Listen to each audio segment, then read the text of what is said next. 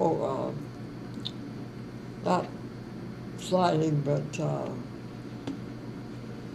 cross-country kind? cross-country skiing. Was he tall? Oh, yeah, he's big now. He must have been over 6. And he wore had snowshoes, I know, because he often walked from the farm to Clarksville. There was nothing for him to walk in there. Well, he was a very strong person. Who walked from where? Andrew Anderson. My grandpa. Mm. And he was a very good carpenter. Walked from Ohio to where? From Columbus, North Dakota to Clarksville, Montana, which, well, it would be possibly about the same distance as here to Wilson. Over 100 miles. Hmm. Then he went back and got his family and all our possessions and came by wagon, horse and wagon. Mm-hmm. And my mother tells about, at that time, we have what's called the Redstone Hill. It was in those days, it was very difficult to get up the Redstone Hill. And one of their horses was sick, so they camped at the bottom of the hill. They knew they couldn't make it with one sick horse. How long did they camp there? I don't know. I think just overnight. But that was many a times in the car, even in the 1920s, we would have difficulty getting up that hill if it was at least a bit slippery or if it was snowy or bad weather. So when he moved to Flaxville, he was a farmer. Yes. And he built their house there and the barn and then he built that Zion church. Oh, the one that burned down. The one that burned down. I imagine he had help, but he was and then he built the house that Mother and Dad lived in, you know. Did they move it to Scobie? But they moved to Scobie. Okay. Mm-hmm. But he built that in 1916, and Mother and Dad moved into it when they were married. They were married in 1916? Mm-hmm.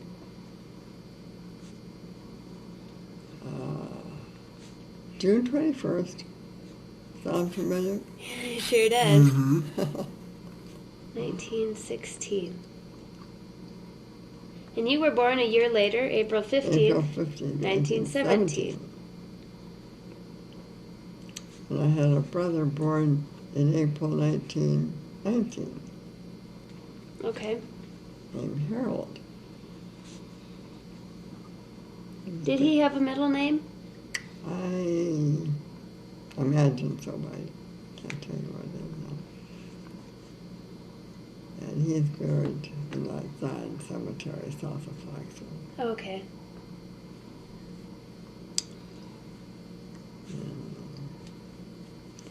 Then my dad came to Flaxville in 1913, and he bought a small machine shop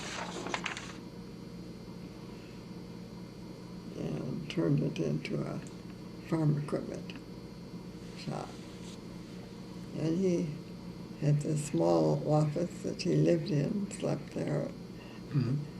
and that was all that was heated. The warehouse and everything else was not heated at all. In the wintertime, they couldn't do anything. They just had this little office was all.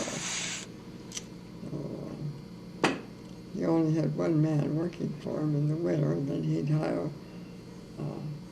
help in the summer to set up machinery, and it was out on an open lot that they set it up.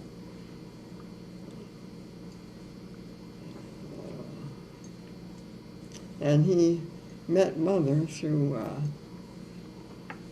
Peter Hexum, who was married to Nettie, Mother's sister. And they had the grocery store there in Clarksville. He and Dad were good friends. And they'd go out to the Andersons, and Dad was courting. And Mother was so shy she'd go hide. My grandma, she wasn't too keen about Mother going with Rasmus because he was such a fast driver. She worried about him. He was known to be a little reckless. And one time, he'd even had a motorcycle and crashed that. And so she wasn't that keen about that. But finally they made it. Got married. And the day they married, it rained and it rained and it rained. And my grandmother, Dad's mother, lived in Freud at that time.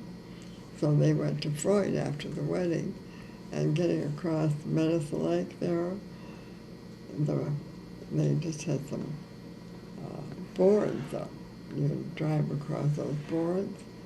My mother and her maid of honor, they wouldn't drive with Dad, so they got out and walked. And she told about that quite often. Did they go anywhere on a honeymoon? No, just to see his mother. Dad was very close to his family. And he went to see his mother once a month, as long as I remember when she was living. He always went to see her once a month. And she was an invalid. She was hard of hearing, and she was bedridden. She'd broken a hip and never been set correctly, so she was bedridden. And he'd always give her the money because she didn't have any source of income. But he'd always give it to her in dollars rather than any large amount because she'd turn around and she'd give part of it back to me. And she loved to give. And that's what he gave it to her for, because she loved to give. But then she'd give it to her other grandchildren too, not just to me. But he thought if she had it in smaller denominations, it would go farther. And she lived with Inca in Florida. And Inca always had cream puffs for me, because I loved them. They spoiled me badly.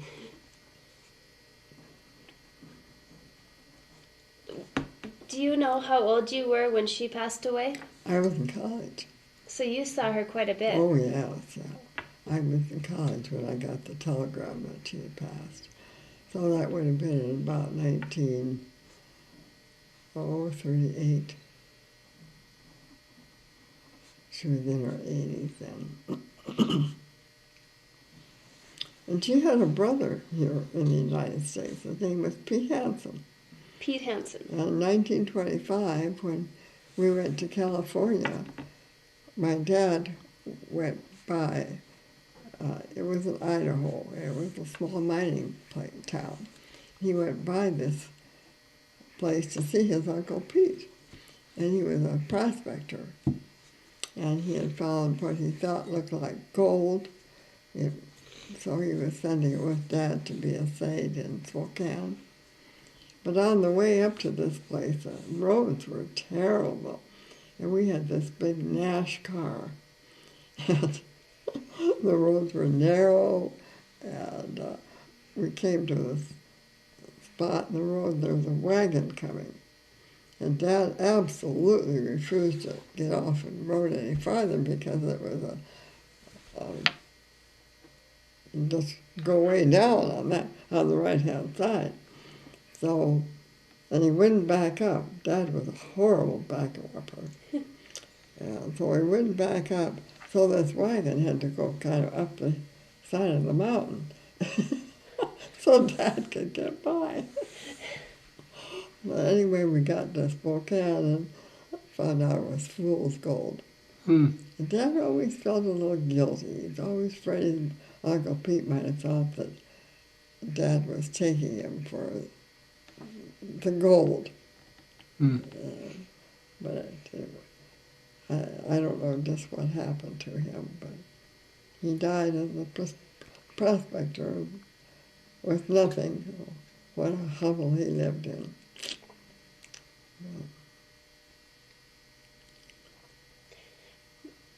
Do you remember much of your mother's parents? I didn't know my grandma Ella very well because she died in the early 1920s. I was very small. And she had sleeping sickness. And they took her to, I believe it was Fargo, but she died. And then Grandpa, I remember him very well because he lived for a long time. He lived in Flaxville. First of all, he moved across the road from the original farm, and Gilbert Hammers had the main house. And Grandpa had built himself a place just across the road. And he was in a wheelchair too at that time. His legs were bad. He had a wooden round box filled with peppermints. And you'd go to visit him and he always got this box of peppermints out to treat you. And later on, we kids have discussed this. Who got that wooden box? And I think Howard Hammer turned up with it. But anyway, we all kind of thought we'd like to have that wooden box because it was always a part of him. And then he moved to Flaxville and lived in the hotel there. And then finally he couldn't take care of himself anymore. He moved up and lived at what they called Olson Hospital in Skokie here. And it was right across the street from where Mother and Dad lived, on the corner across from the post office. Okay. So, and he lived there for several years. And he got so that he wouldn't get out of bed. So we always thought he was kind of stubborn. But possibly he couldn't. I have a feeling he had something like I have. His legs just went bad, and his muscles. Of course, those days they didn't diagnose those things like they do now. So, but we all thought he had. And he wanted to go. He didn't want to live anymore. He gave everything he had to the kids. Well, then he lived for several years after that. So the kids had to support him. Didn't really make much sense. But he was sure he wasn't going to live that long. But he died in 1948. The year Dad was born. I was pregnant with Barry when I went to his funeral.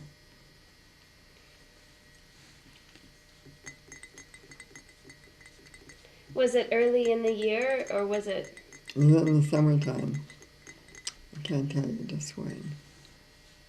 Because Barry was born in September, so it was maybe August, because I was not too far from giving birth.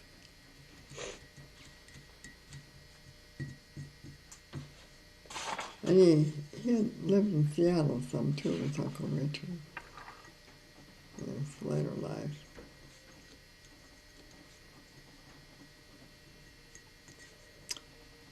One interesting thing was when Mother was a young lady, or quite young, she was probably in her late teens, she went to Twin Valley and stayed with her grandpa and grandma one winter because her grandpa Overgaard, his wife died.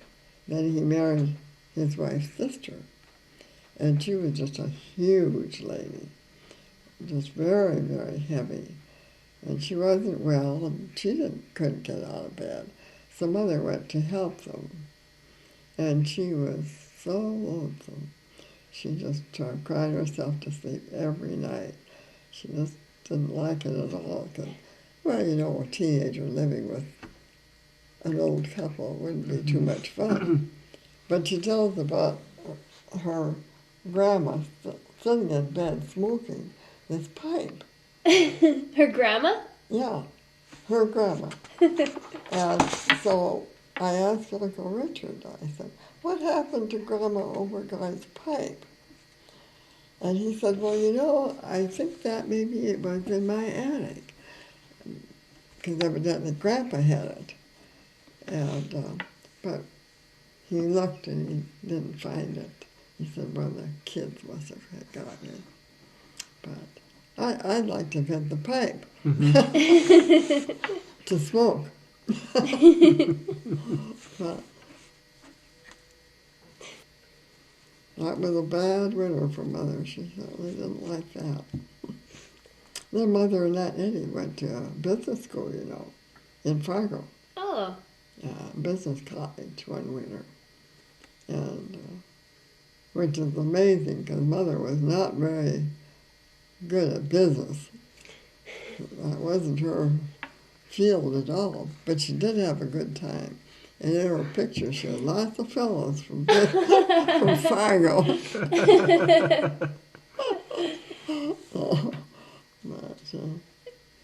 Did she have to quit school early to take care of her mother? No, her mother didn't get ill till Mother was married. Okay. Because when Grandma Anderson became ill, Your first car. well, Dad sold cars. He had the car dealership, and I think he had the Ford, so he had one of those first Fords, probably in 1920. Yeah, or maybe before. Well, before that, when he was courting Mother, he had a car. Before they were married. You know, Ford car. So it had to be a big deal back then, huh? Oh, yeah. Made the courting a lot easier. Yeah. He always tells the story about one time he was coming from Mother's, where Mother lived. His car was parked along the road, so he stopped. And he went and he said, are you having any trouble? And here it was our Dr. Flaxo with his girlfriend, necking.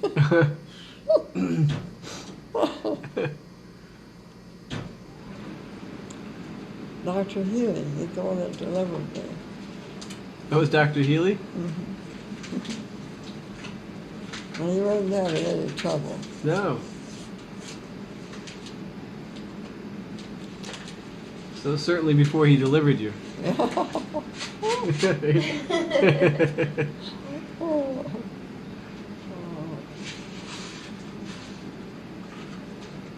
Mrs. Kramer was his lady friend, ran a restaurant there. Oh, people came from all over to eat there. She was an excellent cook. So he knew what he was doing. They never married. Hmm. It's a bit scandalous at the Yeah, it was scandalous. at that in those days. Mm-hmm. Oh, there were several of them. That isn't something new nowadays. No. That's always gone on. But in those days, you didn't talk about it so much. It wasn't an open thing. Mm-hmm. You kind of whispered it. Right.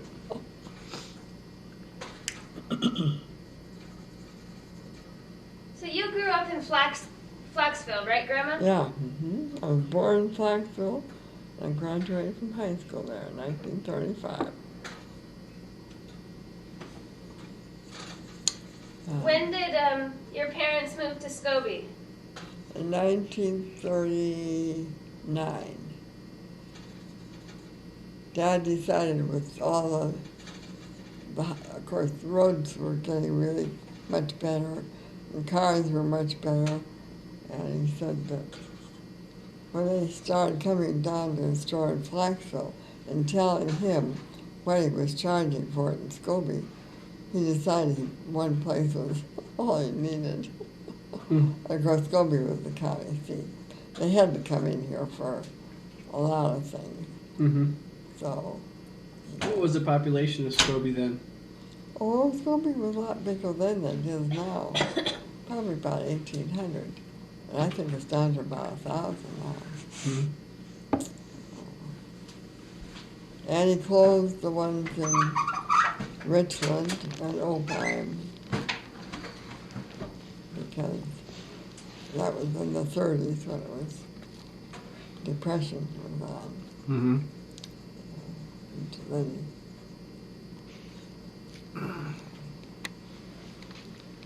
So when you went to college, pardon? you went to college, In 35. you went to St. Olaf first, right? St. Olaf. I went to St. Olaf for 1 year. So you went to Minneapolis? Northfield. Westfield, yeah.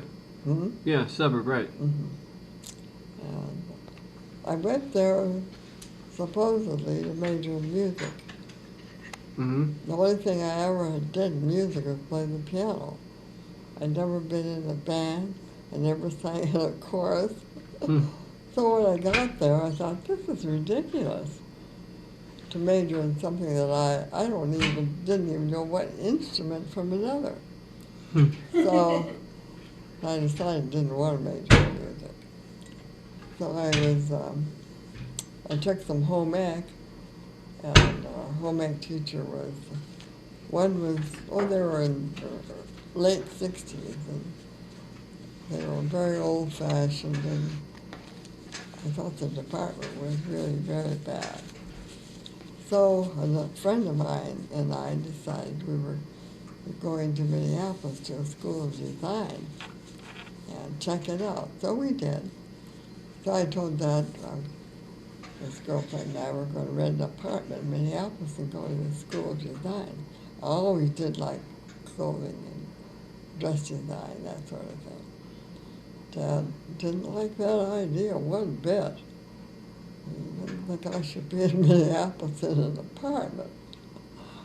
So we compromised. And he said I could go to Iowa State, which at that time had about the third best home ec department in the United States. Mm-hmm. Very good one. And they had many, many divisions of home ec. So I went there and majored in textiles and clothing.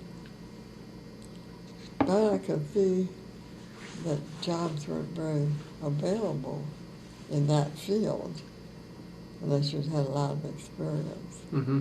So I took some education. And when I graduated, I had some opportunities to teach in Iowa, but didn't want to teach in Iowa.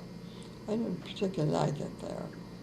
It was so hot in the summer and just as cold in the winter as it is here. So I didn't sign any contracts. But I didn't have a job until late August.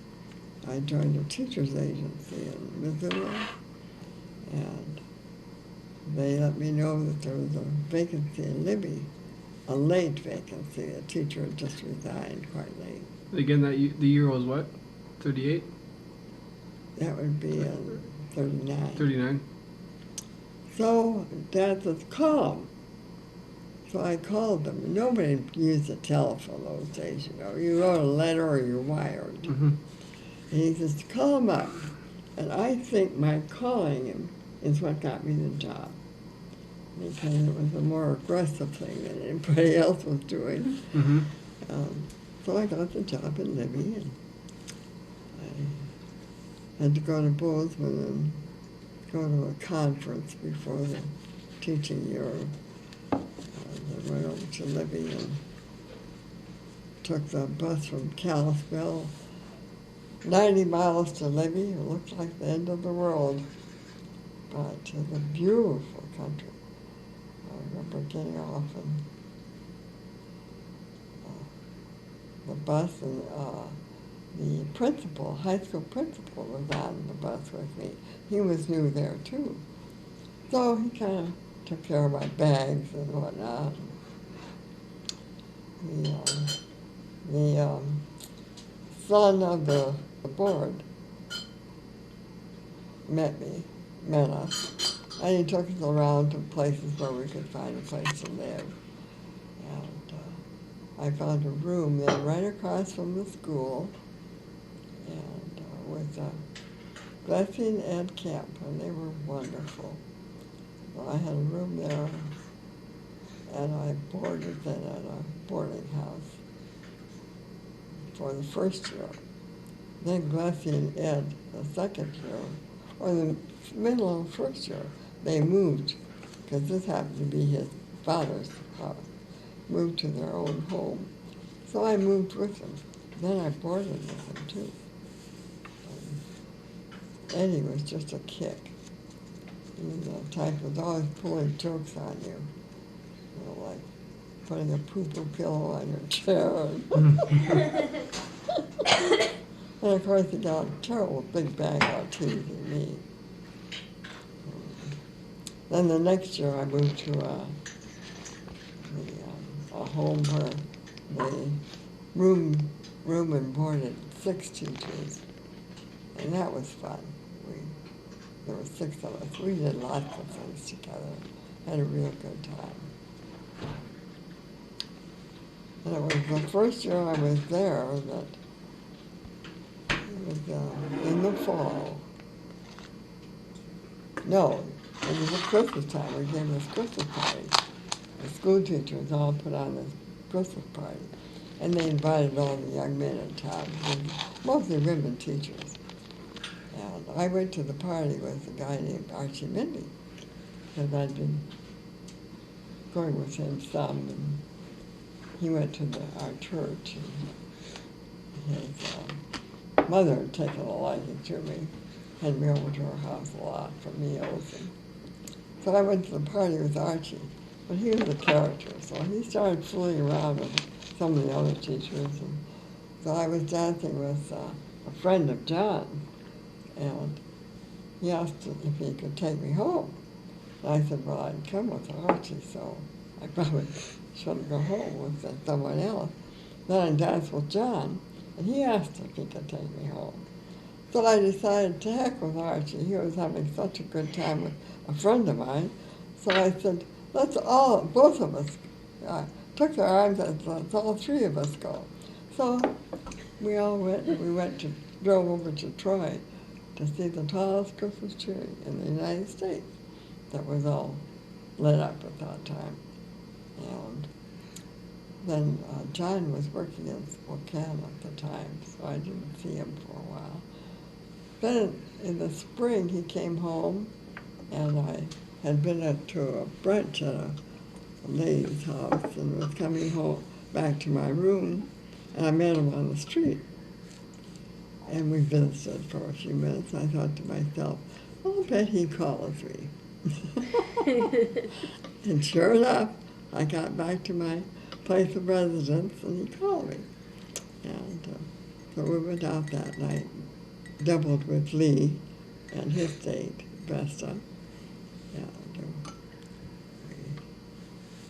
we had a nice time, and that started the whole thing. That was in 1939, or 40, that was 1940. Who was the guy that you went with before Grandpa that had the red hair? Who, what? The red-haired guy? A tall redhead? Me? Yeah, you. Didn't you see somebody before Grandpa that was a tall redhead? So how long did you date before you got married? 5 years. 5 years? Wow, that's quite some time. We got married in 1944. And But then he went to the service, went overseas, and he was gone for...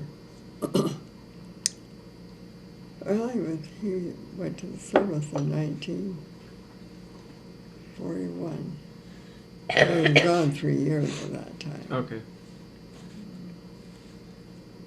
No, I don't remember a tall redhead.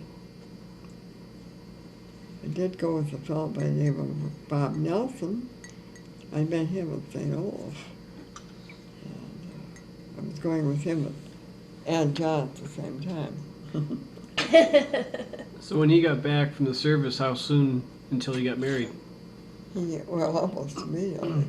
he came back in, I think it was August, and he wasn't out of the service then, but he came back from overseas, and he was going into pilot training,